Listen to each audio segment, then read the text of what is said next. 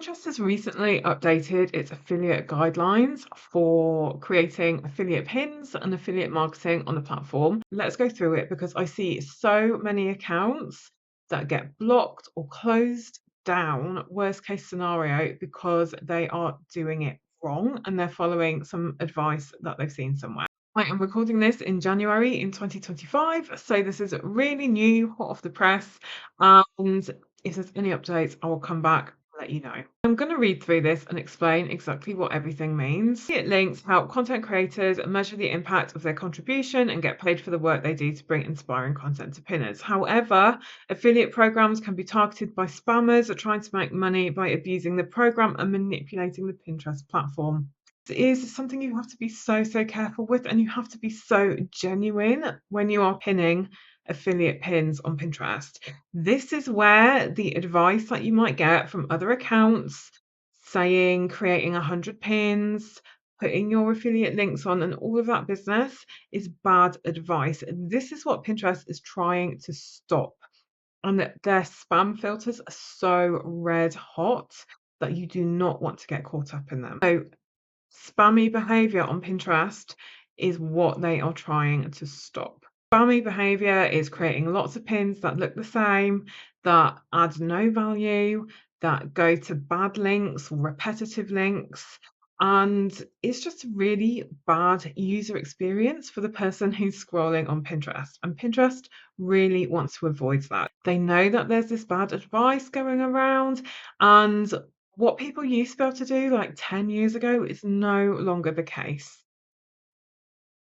So they start off by saying, always follow our paid partnership guidelines. So this is very similar to what their affiliate guidelines are. It's basically saying that you need to disclose if it's an ad or a promotion, or if you're going to get some kind of monetary gain from that pin. There's actually a little button on your pin that you can click to say that it's a paid partnership, or you can do hashtag ad, just something to signify that this is an affiliate pin and that you're adhering to their advertising guidelines.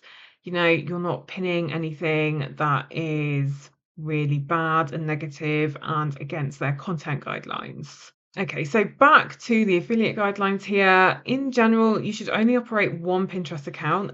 That account should be your authentic presence on Pinterest. Don't worry about this too much if you've got a personal account and a business account, or if you've got two business accounts. This is really where, if you have more than one account for one business, or you're trying to manipulate the Pinterest algorithm by, creating multiple accounts that are going to engage with each other. If you've got one business account, one personal account, or two separate business accounts, that's completely fine. Affiliate content needs to be original, add some unique value for pinners. And this is good practice for any affiliate marketing content that you're creating. You want it to be helpful and you want it to reflect your genuine thoughts on the product.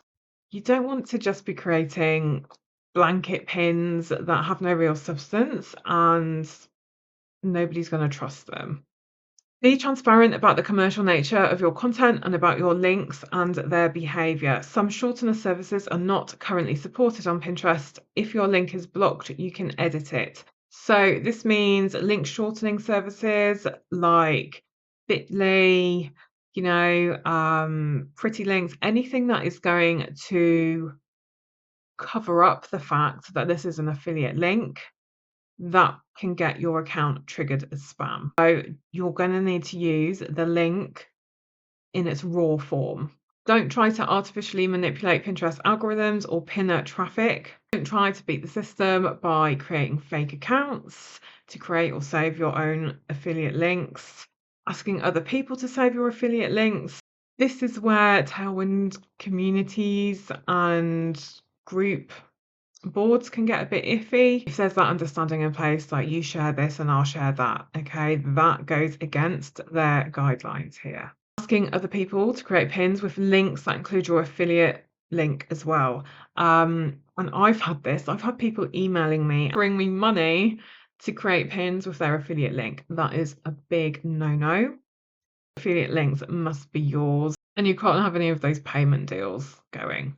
Finally, creating affiliate pins repetitively or in larger volumes. Marketers should follow our spam policy and use affiliate links in moderation. If you're seeing anybody who recommends creating 100 pins with AI, stick your affiliate link on them and schedule them out on Tailwind, that is really bad advice. Your pins should be quality over quantity. They should be in between your other pins. You're not just creating affiliate pins, okay? These pins need to be sprinkled through your other pins that you're creating. It ends by saying that Pinterest can remove, limit, or block the distribution of content or your accounts that violate these guidelines. So please make sure you are adhering to the rules. Always double check.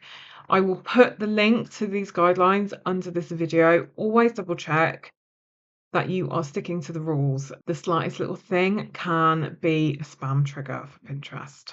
And you want to stay on the right side of that spam filter. If this has been helpful, please do follow me. I'll be sharing more insights and helpful tips like this for Pinterest and for creating an evergreen marketing system for your business.